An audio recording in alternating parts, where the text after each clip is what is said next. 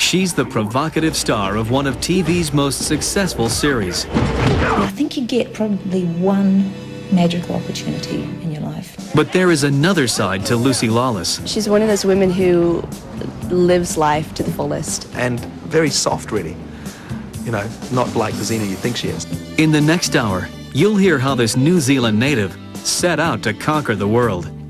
I left when I was still 18 with a one-way ticket. I don't know what I was thinking. And found herself with an unexpected responsibility. I got the feeling that people thought, oh no, poor Lucy, that her dreams are over. You'll discover Lucy's hidden talents. It was one that we were hoping that was going to be pursued. Learn of her private pain. We were just way too young. And a career-threatening accident. It was awful. It was terrible. I mean, you know, we didn't know what was going to happen.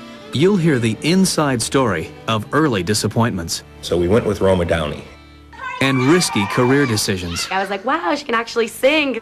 Lucy Lawless speaks candidly about success, fame, and life after Xena. I used to know what I wanted. Wife, mother, warrior princess. Lucy Lawless, next on Celebrity Profile.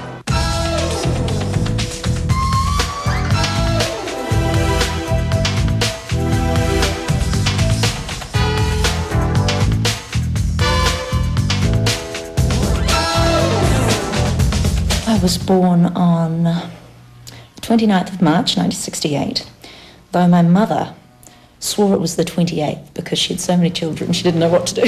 She was the original woman in the shoe. Lucille Frances Ryan was raised in the quaint village of Mount Albert in the outskirts of Auckland, New Zealand. I grew up in middle Auckland, middle in every sense of the word, you know.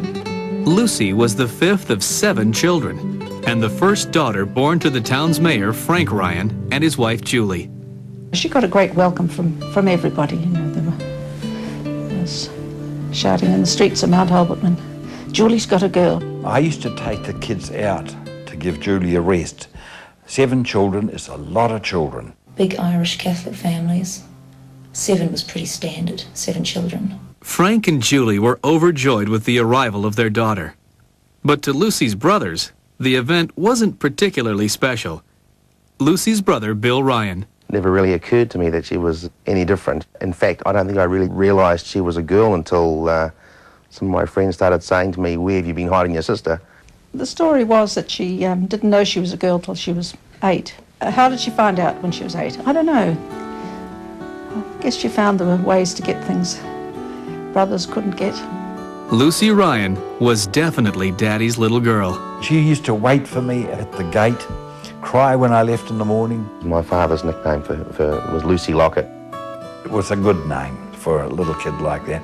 She used to lock herself to me, and the big thing about Lucy is she trusted me, and that was invigorating for me. I just remember just having a great childhood where the summers went on and on and on. Childhood friend, Noreen Stevenson. Lucy was on one side of the mountain and we lived on the other side, so the mountain was actually like our focal point.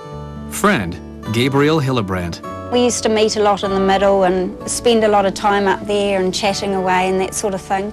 This is the park bench that we used to carve our names into as kids. And it was painted and knocked over and re-erected and then knocked over again. And I decided I was going to save this because, you know, clearly it was going to be a very important piece one day. But I'm always staggered now by the size. Look at the ego in that. On Mount Albert, Lucy and her friends shared their dreams and aspirations. We were talking about what we were going to do when we were older. I said, "What are you going to do, Lucy?" And she said, "I'm going to be famous." And I said, "Oh, okay." And I said, "Well, don't forget us when you're famous." At school there were always play productions and musicals, and Lucy was always picked to be the main part. You just told me that you killed a man, and that's all right. I wasn't sure whether she'd be a singer or an actress because she's got a lovely singing voice as well. I don't know that many people have heard it, but I always loved listening to her sing.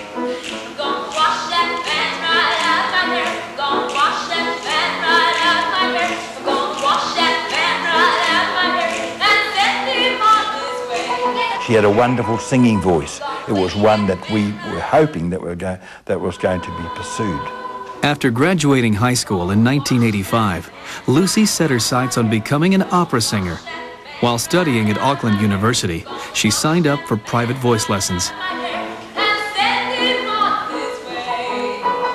But I feel it was a really bad thing to do because I was a natural singer and enjoyed it. And then when somebody tried to make me fit within, just had a structural approach to singing, that it kind of killed that enjoyment and the natural urge to sing. Still, Lucy wasn't discouraged from pursuing a show business career. She found work in Auckland, modeling and acting.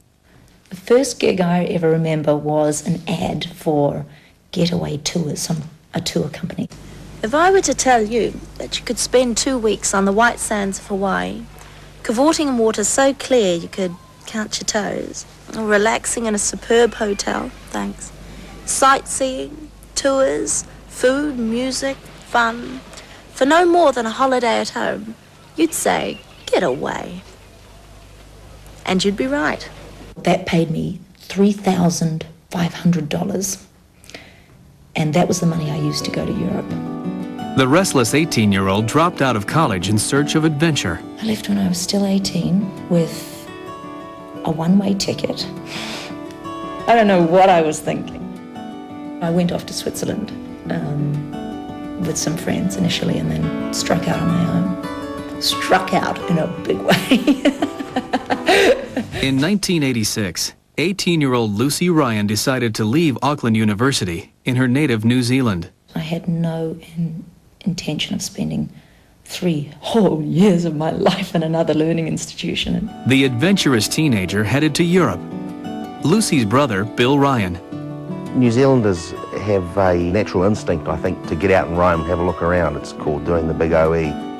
And your OE is your overseas experience. It's what down under kids do, and it's a bit of a must. If you come from a very small place, you simply have to travel. Lucy's father, Frank Ryan. I used to say to all my kids, don't get married until you've been overseas. I think that it's important, and I think most New Zealanders do travel overseas. We've got nowhere else to go. We can't step off here into Australia or into Poland or into the States. There's a big gap between our nations in waterways, and so we take off. Just months after Lucy landed in Europe, her boyfriend Garth Lawless followed. He and I travelled through Greece, and we had big plans to go up through Russia and do this tour all through what was for us the most interesting parts of Europe. With $3,500 she earned doing a commercial in New Zealand, Lucy and Garth were forced to take some odd jobs, like picking grapes on the banks of the River Rhine. Sounds really romantic, doesn't it? It's not.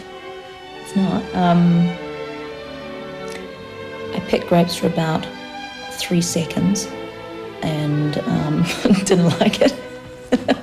The next stop on Lucy's overseas experience wasn't much easier. Perversely, we decided to go off to Australia, working in the outback of Australia. I think it was 11 months, working for a gold mining company. And you'd drive trucks and measure the earth and take samples. And it's not like you go down in a pit with a canary in a cage and, pull hunks of gold out of the dirt. It's not like that at all. While in Australia, 19-year-old Lucy received some surprising news. I found that I was expecting a baby. So Garth and I got married in 1988 in Kalgoorlie, Australia, and Lucy Ryan became Lucy Lawless. Well, I was disappointed in the sense that, but she got married there rather than here. And, but that was her right, so there's very little I can do. She was a grown woman, and she was capable of making decisions, and she felt it was for the best, and that's fine. I got the feeling that people thought, oh no, poor Lucy, that her dreams are over, that it's not going to happen. When you get pregnant at 19, you're finished, sort of thing. And I certainly never felt that. I was in love with the father, and it didn't seem like a disaster to me, and it certainly wasn't a disaster. The couple returned to New Zealand. And on July 15th, 1988, Lucy welcomed a baby girl, Daisy. Lucy was young when she had Daisy, but she was really excited, and Daisy was a beautiful little baby. Utterly gorgeous. I used to dote on Daisy. She was marvellous. I used to hold her in my arms and she would sleep there, just like her mother did years before. It was the best thing that had ever happened to me because it focused me, it sat me in one place, and I didn't run off on divergent paths. After Daisy's birth, 21-year-old Lucy decided to take another stab at an acting career. I remember back to when Daisy was a baby. She had a lot of auditions, and so I'd go around and babysit sometimes. My husband was working nights too, so we were just able to juggle it between us. My next job after having Daisy was on a comedy troupe called Funny Business. And that was really the beginning of my education. Funny Business star Willie DeWitt remembers Lucy's audition. There were some fairly high-profile actors, both in the straight sense and the comedic sense. Yeah, Lucy completely unknown, and by the end of the audition, she had just sort of blown us away. She was probably the least experienced in her performance and delivery and things. Oh, well, I thought they were really good, and I agree with Tony, it's a 9. Starting out in comedy is just a terrific thing. Somehow it gives you permission if you're with a troupe of other absurdists. Just sets you free, I think. So, what do you do for a crust? I don't wash. There was a natural sense of timing that she had, particularly in the sketch-based stuff that we were doing. Accents, just strong performances, and knew how to sell that comedic line. I caught up with Andrew after the awards. Andrew! Hi! In 1990, Lucy was looking for an agent. Lawless walked into the Auckland office of agent Graham Dunster. She showed up at my office and said that she was keen for me to represent her. And I said to her, "Who are you? You know, I don't really know that much about you. Why would I want to represent you?" The 22-year-old actress convinced Dunster to look at some of the work she'd done and take her on as a client. He'd seen a tape of me and he said, yes, well, I think we, could possibly do business together. In 1991, Lucy, Garth, and Daisy packed up and headed to Canada so Lucy could further study her craft. I had done a series of commercials and we had a bit of a nest egg, and in search of adventure we went off to Canada and I went to drama school in Vancouver. So quite a deep immersion in dramatic sort of opportunity. She was very glad that she did it, and it was a bit of an obvious change in the way she was when she came back. She was just more relaxed about herself, I think, and everything that she'd done. Next on Celebrity Profile, Lucy Lawless closes in on her dream. And I said, well, I really feel that I'm on the precipice of something. And later, Lucy in leather. Tell people I was an exotic dancer, if they bothered to ask.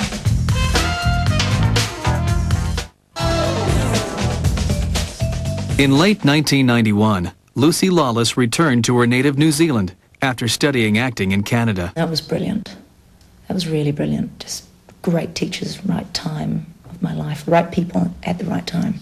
Lucy's father, Frank Ryan. Gradually she worked into advertising on TV and did some wonderful shows in that. The Auckland Savings Bank ad, which showed her as mother of Stanley. Thank you. What do you want, Stanley? Your father will tell you that banking's all about buttons and machines, but it's really about people and service. Good morning. Can I help you? Good morning. You won't get greeted like that by a machine. The Phillips ad that went nationwide.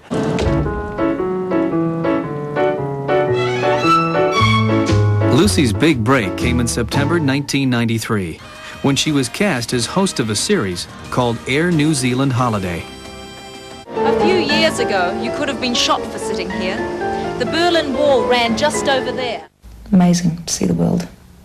Do a lot of crazy things. 5, 4, 3, 2, 1.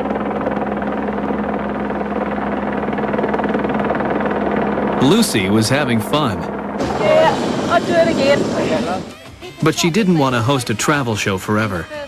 the aspiring actress continued to audition for dramatic roles. In late 1993, American producers were in New Zealand casting a series of movies based on the mythological hero Hercules. Producer Rob Tappert. We were doing 5 2-hour Hercules movies for part of the action pack on Universal was running. Tappert and his partner filmmaker Sam Raimi needed an actress to play the Amazon Queen in Hercules and the Amazon Women. Lucy was a finalist. We were all afraid, as much as we liked the tape of Lucy, to cast a Kiwi in such an important role as that. It was our first of the 2-hour movies we were doing with Kevin Sorbo, so we went with Roma Downey. You'll obey my orders, or have you turned against me? No, my queen, never. Never. She didn't get the part of the lead. She was Roma Downey's second in command in Hercules and the Amazon Women. The 5 Hercules movies were unexpected hits. Executives at Universal decided to greenlight a weekly show. I had done a couple of episodes playing 2 different characters on the first series of Hercules. Lucy always seemed to be cast as the bad girl. The first one was a tough girl with a heart. A moment is all I need. Just a tough chick, kind of the enforcer of the Amazon Queen. And in the end learns to love somebody. And the next part I was just an out-and-out bitch. We tried to get her in some subsequent things, and she was busy doing a holiday show or a travel show that she was cast as the hostess in. And I was very disappointed because I missed out on one of those roles in Hercules because I was away somewhere. The travel show suddenly became a burden. It wasn't about acting. When you travel that much, that's pretty tough on a family too, I think. So I decided to give that up. And I said, wow, I really feel that I'm on the precipice of something, you know, that I've given up the holiday show because I've got to follow my heart. I feel like something is going to happen and I don't know what. In mid-1994, during production on the first season of the series Hercules, The Legendary Journeys, the producers were looking for a warrior princess to go up against the title character. Once again, Roma Downey was considered. But she was committed to another project. She went, I'm going for this pilot on Touched by an Angel, and that was the last of it. Actress Vanessa Angel was cast, but she dropped out at the 11th hour. On the 29th of December, a day before they were supposed to get on a plane to leave Los Angeles, so we made a bunch of hurried calls to people that we knew. Well, January is pilot season, so none of these actresses, God bless them, wanted to come down to New Zealand to take on a role in what was at that time an unknown series called Hercules. The producers were in a bind. So I called down here and said, what about the woman who we just used, Lucy Lawless? She was Lycia in the Centaur one. And he went, geez, I'll see if I can find her. Michael Hurst played Hercules' sidekick, Lawless. We knew that there was somebody coming in to be called Xena. We didn't know who it was. Someone suggested Lucy, and there was 3 days of, but we can't, she's done this, she's done that. Meanwhile, Lucy was on vacation with her family. And nothing ever happens in New Zealand at that time. So I went on holiday with Daisy and her dad. The show's casting director tracked Lucy down. They said, can you be on a plane tomorrow if necessary because somebody's fallen out for this 3-episode arc of this new character, the warrior princess. I said, oh yeah, absolutely. Well, it wasn't confirmed, and they had to go back to the studio and say, do you mind if we use that girl Lucy Lawless who we just had because so-and-so pulled out? And the studio came back and said, absolutely not. You just used her in the episode immediately preceding the trilogy. Get somebody else. And they said, gee, yeah, she was really good, but you just used her. I said, well, dye her hair black. Just like that, light-haired Lucy Lawless became Xena, the brave, bold, brunette warrior princess. Xena was a bad girl through and through.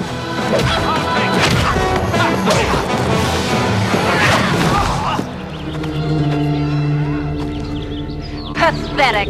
If you can't learn to fight better than that, then you're never gonna defeat Hercules. And I want him dead. In the original Hercules and the warrior princess, she was the bad warrior princess that tries to steal Herc's best buddy Lawless away and get them to fight and kill each other. She was redeemed in the second episode of the trilogy called The Gauntlet, when her men turned on her because she insisted upon saving, women and children, and was made to run the gauntlet. And that was the beginning of her redemption. The second one, she was a marauding warrior and came up against Hercules and eventually had a miraculous off-screen turnaround. Kind of weak storytelling on our point. Then in the third one, she was Herc's cohort on an adventure, because we knew by the third one we were setting up a spin-off. I remember getting a call from the producer, Rob Tappert, who I'd never met, hadn't been down, saying,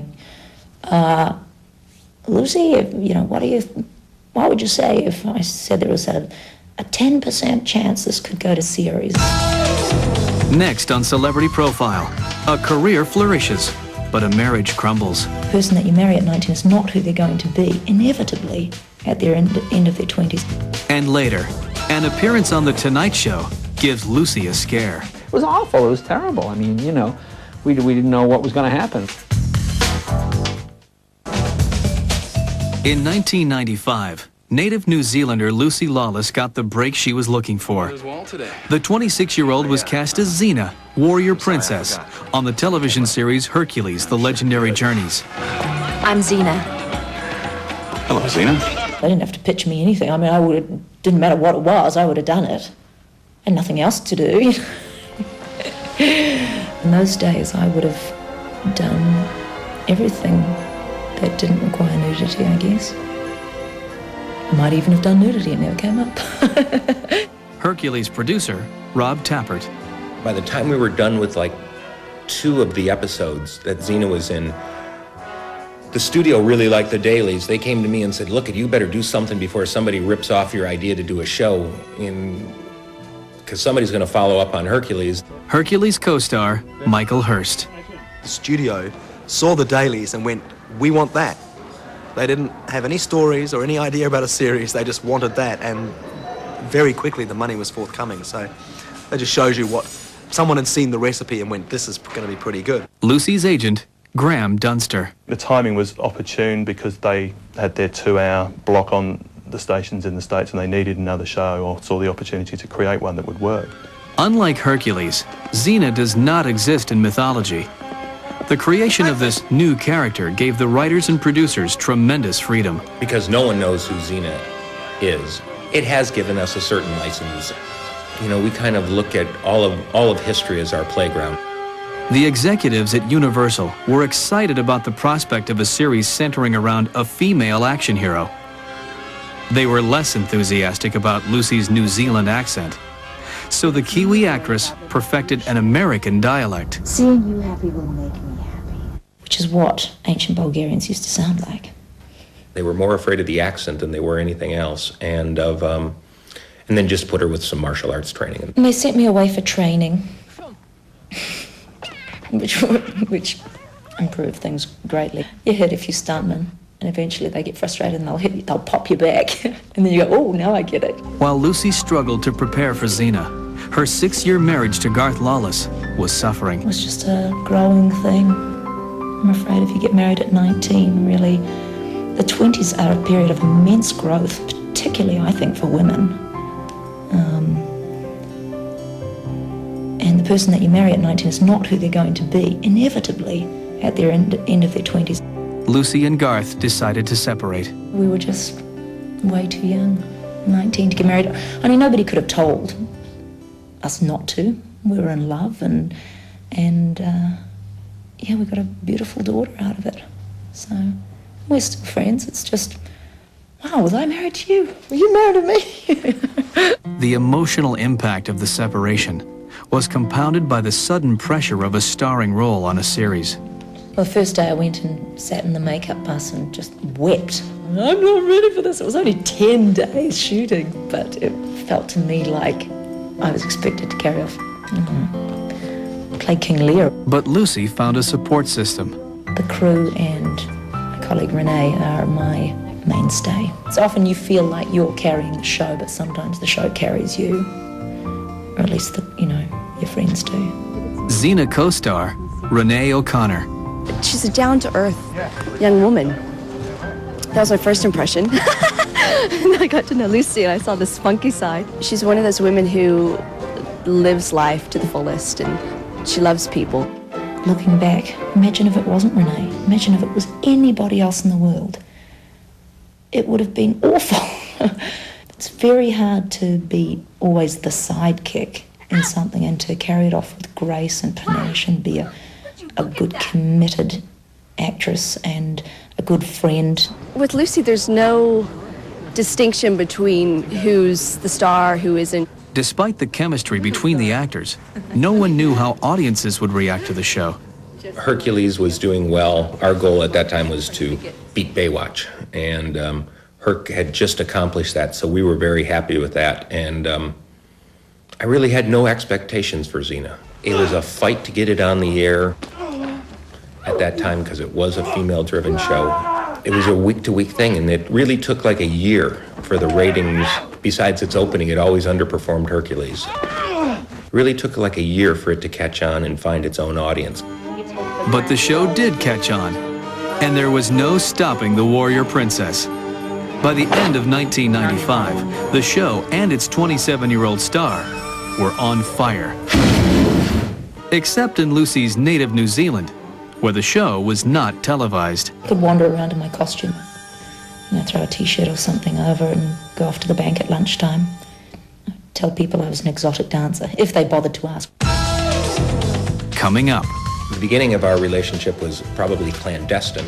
And later, Xena takes on Broadway. The whole cast is just standing there and the audience was screaming.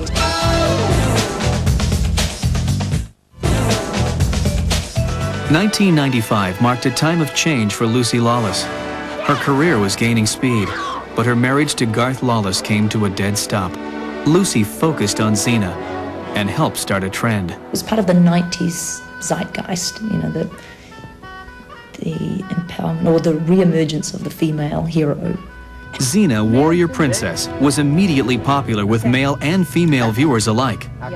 One of the key elements of the show was the friendship between the Warrior Princess and her sidekick, Gabrielle. These are two women who walk side by side through life and encounter tremendous perils and great foes and demons inside and outside of themselves. And it's about the triumph of friendship, love, forgiveness. I always just thought that our characters have evolved to this sort of loving, nurturing relationship, that it's more about our friendship.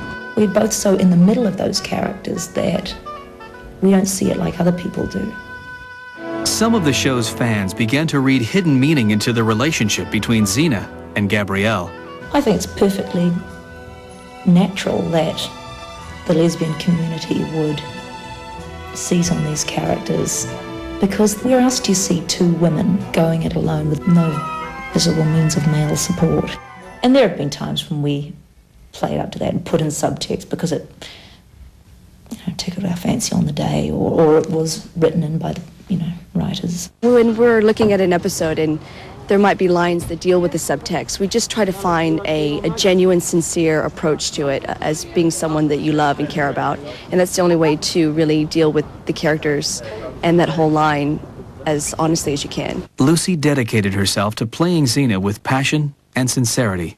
Co-star Kevin Smith. She's an incredibly strong work ethic. You work hard, but the payoff for it is because you've put a lot of the work in beforehand, and you know the nature of the scene, the episode, the storyline, the through line, and that means there's a window for fun, and she's sort of first on board for that. If you don't know Ethel Merman's songs, then you're kind of down and out with Lucy, because she really, it's very important to her to start the day with a song. Actor and frequent Xena director Michael Hurst. Lucy looks after the crew like no one I've ever seen. We'd be working on the set and it'd be hot, and the next thing, suddenly a whole lot of ice creams have arrived for the crew. Or it'd be a cold, miserable night doing a rain shoot, and suddenly, fish and chips and hamburgers turn up. Lucy. And she does this all the time, and it's something that I think it's really great of her to do that. As shooting continued, something unexpected happened. I wasn't looking for anybody. I always think of it as worlds colliding. Lucy's world collided with executive producer Rob Tappert's. I started spending time with Lucy once we were starting to make Xena. She had broken off a relationship and I was in one. The beginning of our relationship was probably clandestine. It kind of was one of those things over probably a 4-month period of time. We would spend time together. That time spent together was just what Lucy needed. She had a spring in her step again. She told us that she was dating a real nice guy called Rob, and Bill, you're going to love him, he's a fisherman. Midway through Xena's second season, Lucy flew to the United States to promote the show. In October 1996, she was scheduled to appear on The Tonight Show with Jay Leno. Lucy was to be on The Leno Show and she was doing a skit, and they did a bunch of takes in the parking lot.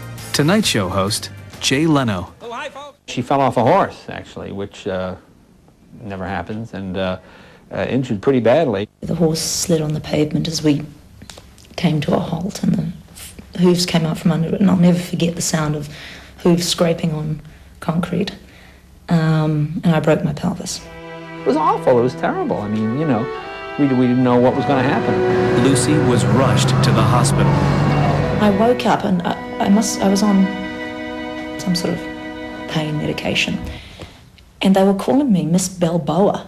Like, when I was drugged up, they said, "What do you want to call yourself?" And I said, must have said to them, "Frances Balboa."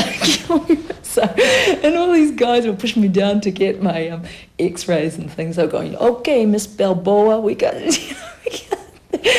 And they knew who I was, but they were playing the game. I seemed to go to the hospital right before pain pill time, because I would get there and Lucy would say, "How are you?" And I'd say, "Fine." She said, "What'd you do?" I said, "I made dinner." "What'd you have?" "Well, I made myself some waffles." "Well, you never make me waffles." It was actually, a slow process of complete rehabilitation. It was a good year before I could get on a horse without tension. A month and a half after the accident, Lucy was back on the set of Xena. When Celebrity Profile returns, Lucy said, "I want a baby by Christmas." I went, "Oh, okay."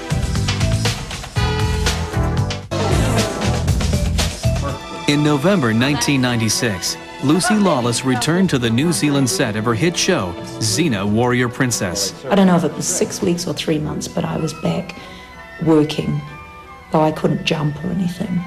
Lucy was still recovering from an injury she received in a freak accident on The Tonight Show with Jay Leno. But that press visit to the U.S. wasn't all bad. She also appeared on The Rosie O'Donnell Show. I did a show on Rosie where I sang a song. And Lucy sang well. Well enough, in fact, to catch the attention of the producers of the Broadway revival of Grease. They just offered it to me. And I'm not one to turn down a risky gig. The role was Rizzo, leader of the Pink Ladies. She hadn't done a stage show for a long time, so she was happy to make it fit in with the hiatus in filming and just to do something different. Lucy's Broadway co-stars didn't know what to expect. Marissa Jarrett Winokur. I was like, wow, she can actually sing, because you never know with people coming into these shows. In September 1997, Lucy Lawless made her Broadway debut. Her opening night, I remember the whole cast is just standing there, and the audience was screaming just because Lucy was on the stage for 10 minutes. We had to wait before we could start singing, because everyone was so excited. Never mind what took me so long. Is that your new custom convert?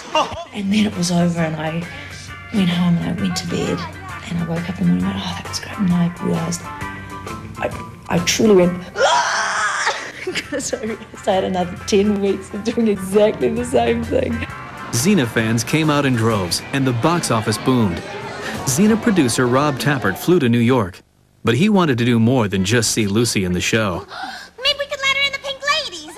Oh yeah, just what we need around here. Another bra. Thanks! We were on stage, and there's a part where the greasers are doing something and the Pink Ladies are frozen. And she's like, "Yeah, Rob, proposed to me this weekend."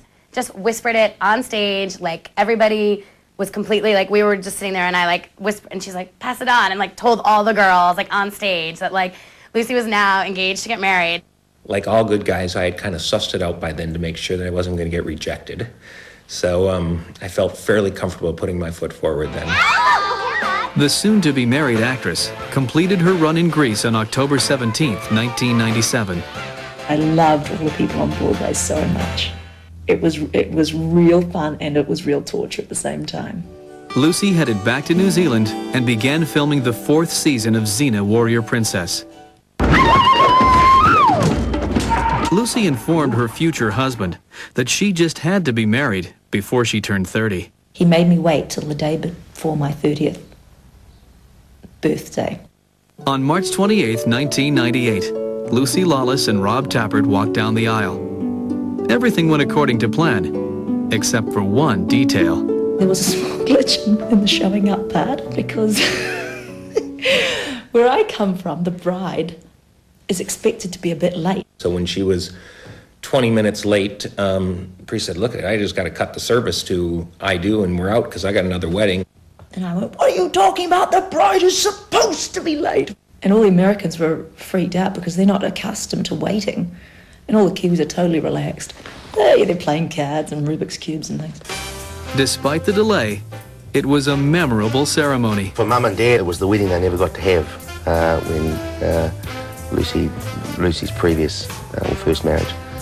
So we were all really happy to go to a wedding. It was wonderful. It was a great affair. Lucy getting married, it was a glittering occasion, well worthy of the Princess Warrior. Later that year, Lucy received an offer to host Saturday Night Live. It was so great because when she was talking about doing Saturday Night Live, she's like, I hope they put me in like funny costumes and, give me fake teeth. And, and I know a lot of actresses are like, just make me look pretty. Lucy's popularity was at an all-time high. I saw myself on Simpsons and Celebrity Deathmatch, were both of me like, whoa, I really made it. Or someone's made it, because here is not only the character Xena, but Lucy Lawless as well on both these shows, and that blew my mind. But Lucy didn't let her celebrity status interfere with her family. In fact, she was ready for her family to become even bigger. Lucy said, I want a baby by Christmas. I went, oh, okay, we'll have a baby by Christmas. On October 16th, 1999, Lucy gave birth to a baby boy, Julius. My son was born in the house. He was actually born underwater, and we had a midwife and a doctor here, which is not entirely uncommon in New Zealand. In May of 2000, Lucy Lawless went back to work on the 6th season of Xena, Warrior Princess, 7 months after giving birth to her second child. I can't imagine being 80 without being surrounded by laughter and kids, and to me that means children. Family was always Lucy's priority, but her career certainly gave her great satisfaction. She really enjoys acting, and in Xena she gets to play different roles, do different things, and run a whole lifetime of emotions, because we told all different stories that try to cover the emotional gamut. Part of being Xena is Lucy gets called on to have to do charity work. I got involved with the Safe and Sound campaign to stop child abuse in my country after reading one more heinous account of the death of a beautiful little Kiwi kid, New Zealander. We'd managed to secure millions and millions of dollars of airtime on radio and television to extend the campaign. Every year it gets worse. Children continue to suffer.